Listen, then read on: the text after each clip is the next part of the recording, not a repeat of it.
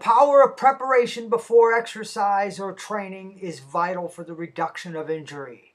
I'm Brian Schwager, founder of the Wellness Movement Center, here providing a little bit of video of me preparing for a pretty intense training session early in the morning. It's usually I'm on the floor here about 6:30 or 6:45 preparing for my training.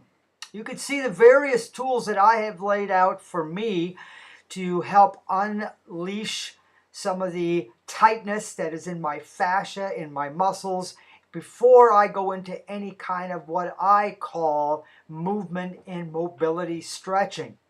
I don't do any static stretching until the end of my routine, for as science has shown that movement-based stretching is far more beneficial than static stretching for the reductions of injury and the increase of range of motion prior to exercise. Now, static stretching has its place, and I won't say I never do it before I work with a client, but there has to be a specificity as a reason why I'm using static stretching over movement and mobility active stretching.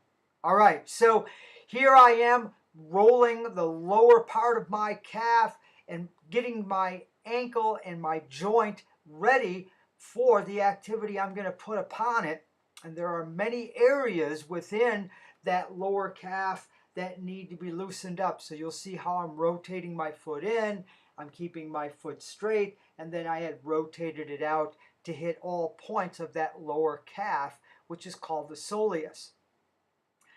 Now, if I have more restrictions on one side, which I know I have because I've been assessed, again, if you haven't been assessed and you're just rolling and stretching for the basis of what you think is tight and what you think you need, you might be mistaken. And I know that in the years that I was learning this and also being assessed, my instructors and I had come up with areas of my body that were tighter on one side compared to the other. Therefore, I'm doing a little bit more rolling on that tighter side, and when I do my active stretches, I do a few more reps on that side as well.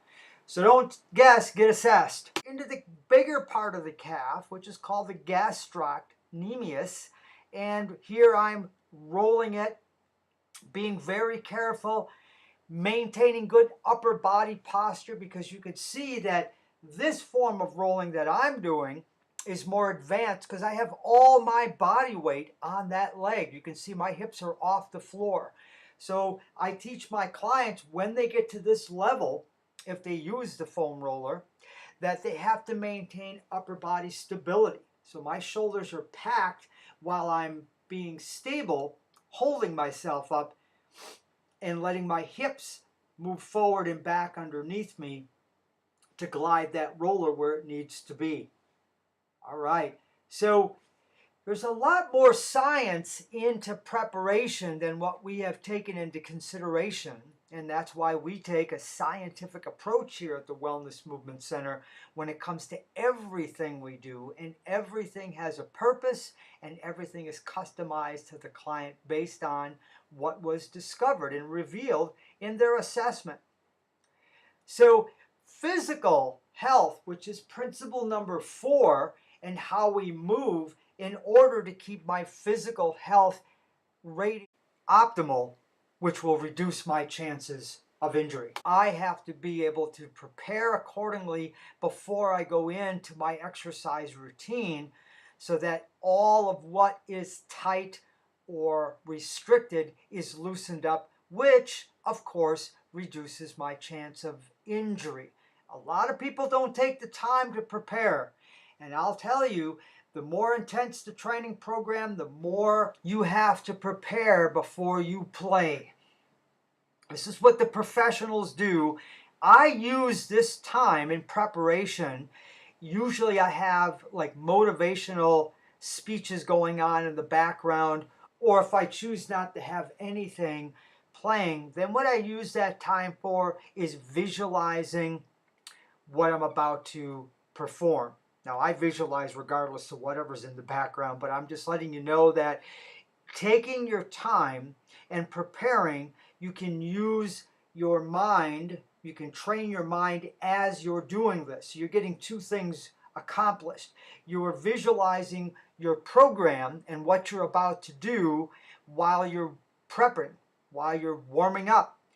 And I'm a big advocate of getting your mind right before you train. There's no playing around in the gym when I teach my clients how to exercise. When they're there, that is their wellness time. That is their time when they're going to control their thoughts, focus on what they're doing, because if they don't, we're going to get injured because we get distracted.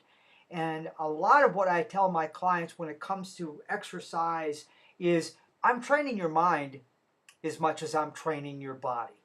Because whether you're prepping or you're exercising, your mind is on what you're doing. So I'm not thinking about my emails. I'm not thinking about all the paperwork I have to do or what I didn't get done yesterday. I'm right there in the moment. I'm visualizing my tissues getting warmed up. If I'm doing an exercise, I'm visualizing my lift and keeping my mind right. Otherwise, we get injured. Priority for my life, so I do it in the morning before my day even starts. If you change your mindset and really focus it on what discipline really is, you start to welcome discipline. You welcome self-discipline into your life. So there you have some of what I listen to while I'm prepping here and while I'm getting my mind right for my training. So you can utilize this time. This is our wellness time. This is the most important time of our lives because we're taking care of our body so that we can go out and perform to our highest potential. That we can then achieve whatever our dreams are because our body and our health and our wellness are all intact. So this is what I'm rolling here is the front of my thigh. Now, this little roller that I'm using, I would not recommend that for the novice because it can be quite aggressive on your fascia tissue. And just as a reminder, you know, when I teach people how to use the roller, the foam roller, or other instruments for doing quick fascia release, I'm very systematic and careful in how I design it. Nobody just gets on there and starts rolling haphazardly, you know, because there are restrictions in using these tools, depending on the person.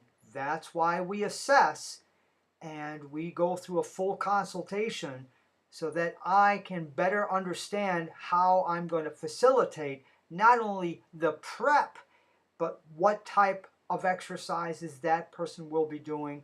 What's the purpose behind every exercise that I have them doing?